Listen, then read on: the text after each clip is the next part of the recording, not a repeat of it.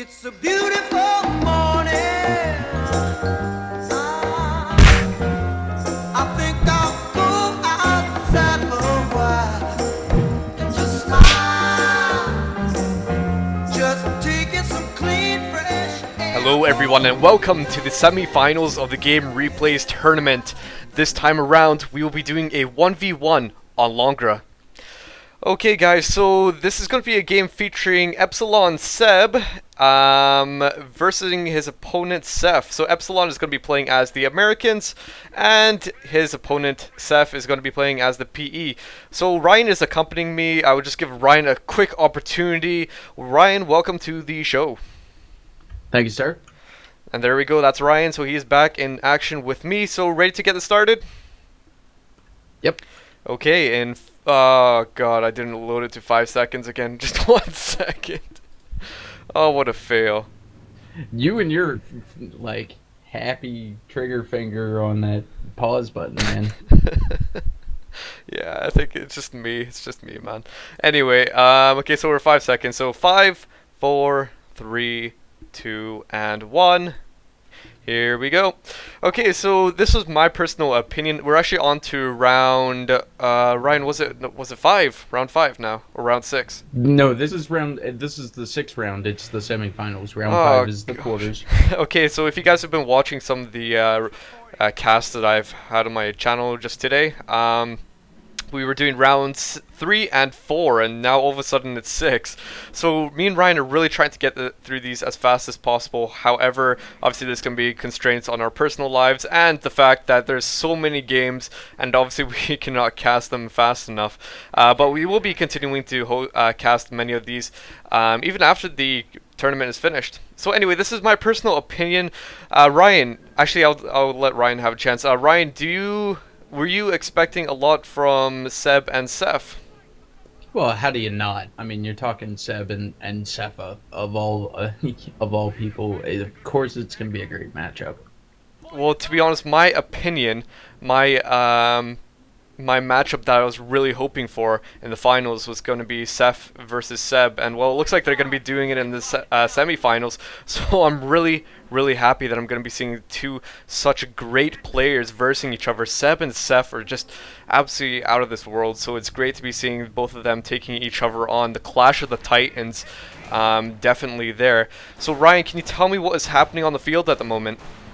Well, you've got 2 PGs, third one coming out for Seph, fairly standard heavy PG build. However, Seb has actually kind of taken on an interesting build kind of put forth by Biosparks, a Reborn. That's 4 engineers racks, and that's one of his that he's been pushing. He specifically cites that strategy as not being used all that often against PE because it's not really suited for them, but he has won a couple of games with it, so it'll be interesting to see what Seb does differently with it, because he always changes things up. Can you tell me, was Biosparks the one that came up with 4ES as well? No, that was Marina's. He's Right. also a member of Reborn. Right, yeah, there's just these similar sort of players that come up with strategies. So 4ES is what we usually see, but this looks like to be a 4E, I don't even know what to call it, 4EB, 4E Barracks. So definitely going to have to expect something from that. So what kind of advantages might we see from such a strategy?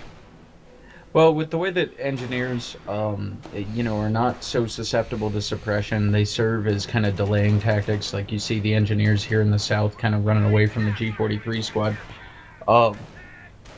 You also get the advantage of the extra capping power involved, and you're really focusing on being able to kind of spread out and outcap the PE while chasing off the Ketten with engineers.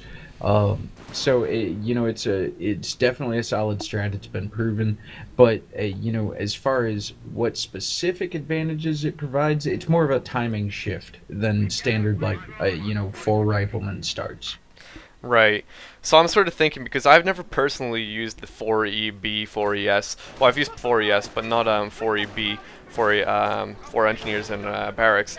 But I'm just thinking, like, if you think about it in the short term, so in the early game, obviously by having all those engineers out, you're gonna have a much better sort of capping ability than you would normally. I mean, you obviously would have your riflemen, but the riflemen be fighting, so at least you got your engineers, which are pretty much specifically gonna be capping away.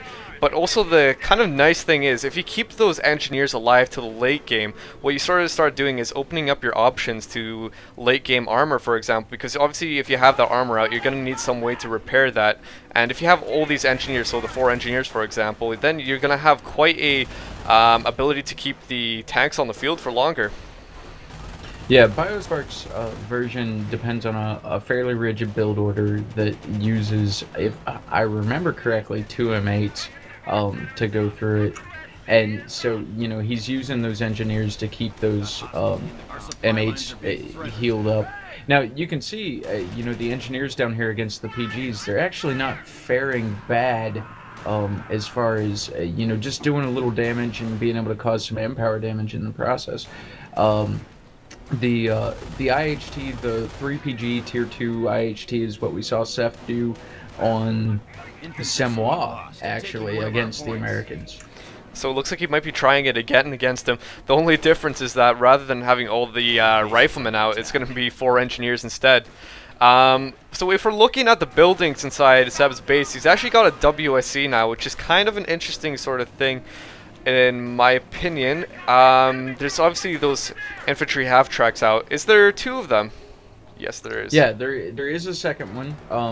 One ran over to chase off some engineers. Again, I expected to see some variations because it's Seb playing, you know, and you expect to see a little unorthodox strategy all in all. And to start with unorthodox and then add your own kind of flair to it is in part what Seb does. So there's nothing, absolutely nothing wrong with that. The HMG is going to serve to... you know, with armor-piercing rounds, is going to serve to chase those infantry half-tracks off pretty well. Looks like it's going to be interesting. I believe he's actually doing that right now, because if we look at the infantry half-track, he's just plummeting down in health. I know that was rear armor shots, but still, that must have been some armor-piercing rounds going on there. That's absolutely chasing away the infantry half-track. And the interesting thing about what happened there was that the infantry half-track was right in between the riflemen and the engineers and that HMG. So the HMG was actually coming up behind it, launching some attacks on it, some bullets, and it had to get on out of there through the riflemen and the engineers, so that's why it took so much damage, and it's just almost taken out. However, just getting out of there, this HMG is actually surprisingly doing a very good job in combating these infantry half-tracks. So by having these sort of riflemen together, the HMG and the riflemen, sort of like a Volksgrenadier MG42 sort of thing, backing each other up, then it's obviously going to put a lot of hassle on these infantry half-tracks. Yeah, and Seph has actually begun to pull a mortar half-track out of his Tier 2, and that's going to be his counter for the heavy weapons team. We have Seb actually building the motor pool now, and you know, going to WSC for an HMG and then jumping to motor pool from there. Kind of a wasted WSC, but the HMG did serve its purpose, so you can't really fault him for the decision. And as we keep on saying about Seb and all these players, especially Seb, just how unorthodox his playstyle is, how he does such unusual stuff. Even though he just only got 1 HMG out of the WSC, a lot of people would think that's quite a waste. But, you know, just Seb, for example, it's just, you can let him off for it because he can just pull it off somehow. He just has the luck, he just has the skill in order to know what to do. So what else is going to be coming out of the motor pool? We have a half-track. I was expecting an M8 or an anti-tank gun, but instead we're going to be seeing a half-track. I suppose that's actually going to be supporting the HMG and the riflemen on the field. And we have Tellermines going down from Seph. He went tank hunters on Semois as well, and like I said, this is kind of a variation of the classic, like 2 Panzer Grenadier, 2 infantry half-track strat. Seb, knowing his opponent, has a minesweeper squad up and is kind of prepared to, you know, deal with some of those mines because you have to expect it's coming from Seph. I just find it so funny that he's got a half track out. It's just, you know, if we're talking about strategies that Americans would use, they would just definitely go for the M8 or the anti-tank gun by now, and instead he's going for the infantry half track. And just, it's so funny to be seeing something like that. But at least he's getting the quad upgrade on it, so it's going to be doing quite a decent amount of damage against the infantry half tracks and the infantry as well. Yeah, the quad upgrade definitely does increase your effectiveness against light vehicles, at least the non-armored ones of the Panzer Elite. The Shreks are classically, you know, they work against the quads, but look at that. It's going to take 4 of those hits to really bring down that quad. So, you know, you've got a long battle to go to get rid of that quad without a little more concerted firepower. And here comes back into the 4EB strategy. I bet this isn't even the right name for it, the 4E racks. Just having those 4 engineers on the field just means you can repair that half track so easily, despite taking shots from the Shreks. This is what I mean. As soon as you have those engineers on the field, you can just easily repair that half track, and that's most likely what we're going to see. The infantry half track is going down, so what can what's his face Seph do against this? I mean, the Americans have a very good. Seph.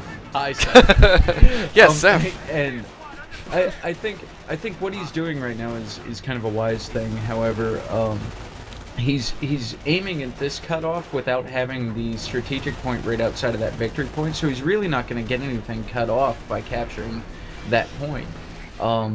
From there, you have to aim towards either Hetzers for bringing down that half track and helping you out with the infantry, and there the game goes. Well, the game actually ended prematurely there. Seph did actually not drop in this. His game, I believe, actually crashed. It was something written on the game replays, on the forum, on the replays, and just basically very unlucky. His game actually crashed there, and that automatically means that Seb gets the victory there, just because Seph pretty well crashed and he quit basically. So, any closing comments on this, Ryan? No, absolutely not. You know, one of the things that Krebs and I are really trying to do with this project is we're trying to get as many of the high-level games casted out of this tournament as we possibly can. And while this game crashed, and we knew it was gonna, the point is to cast the games for what they are and show you the play that's going on, regardless of the little, you know, logistical problems that exist between 2 people over the internet. And it was definitely going to be a great game as well. I was actually really looking forward to what Seb was about to do. The 4E barracks, and then going for the infantry half track and the 1 HMG. I mean, it's very interesting. To be honest, I've never seen a player go this sort of route with their strategy. So I was really looking forward to that. It's just unfortunate that the game had to crash. However, that means we can move on to game 2 of this round 6 game, the semifinals game. So are you looking forward to that, Ryan? Absolutely. Alright, then we're all looking forward to it, and let's go on over